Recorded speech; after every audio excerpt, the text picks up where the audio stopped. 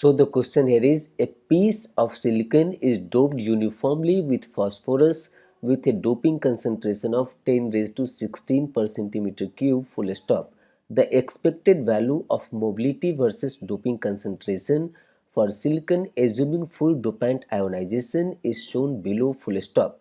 The charge of an electron is 1.6 into 10 raised to minus 19 coulomb full stop. The conductivity in Siemens centimeter raised to minus 1 of the silicon sample at 300 degree Kelvin is fill in the blanks full stop. So this is the question they had asked in 2015 in set 2 for 1 mark. So यहाँ पर as per the question doping क्या चीज़ का है, तो phosphorus का है. Phosphorus हमारा pentavalent impurities होता है, तो यहाँ पर इसका डोपिंग कंसंट्रेशन दिया हुआ है और एक यहाँ पे वर्ड लिखा है फुल डोपेंट आयोनाइजेशन.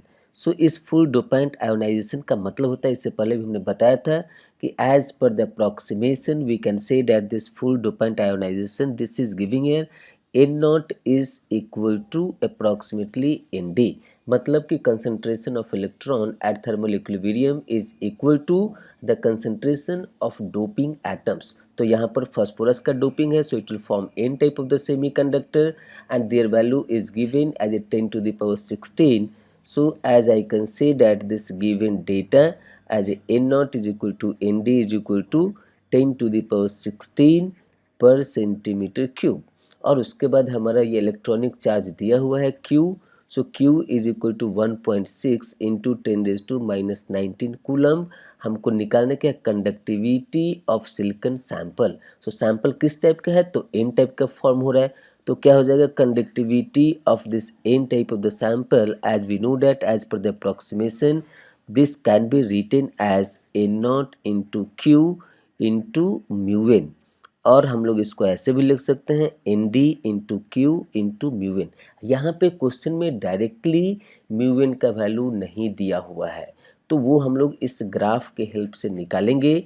और यहाँ पर इस ग्राफ में ये एक्स एक्सिस पर हमारा डोपिंग दिया हुआ है एक्सपोनेंट के फॉर्म में, और वाई एक्सिस में हमारा मोबिलिटी है in terms of centimetre square per volt per second for hole and electron. तो ये सॉलिड लाइन हमारा इलेक्ट्रॉन के लिए है और ये डॉटेड लाइन हमारा होल के लिए है. हमारा सैंपल एन टाइप का है, तो हमें होल के लिए बॉदर नहीं करना है, हमें निकालना है म्यू एन का वैल्यू.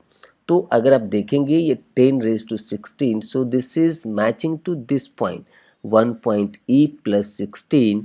ये 1 पॉइंट ई प्लस 16 को हम लोग बोलते हैं 1 इंटू 10 रेज टू 16.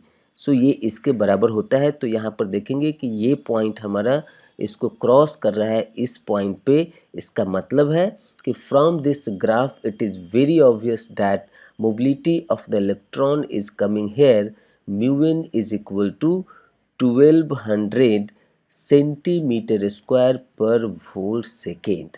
अब हम लोग इस वैल्यू को सब्स्टिट्यूट करेंगे.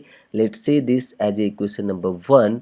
तो यहाँ पर इसमें इसको सब्स्टिट्यूट करेंगे. So N D is 10 to the power 16 into Q is 1.6 into 10 to the power minus 19 and mu n we got it here as a 1200. तो यहाँ पर जब आप इसको कैलकुलेट करेंगे तो आपको इसका वैल्यू मिलेगा 1.92 siemens centimetre raise to minus 1.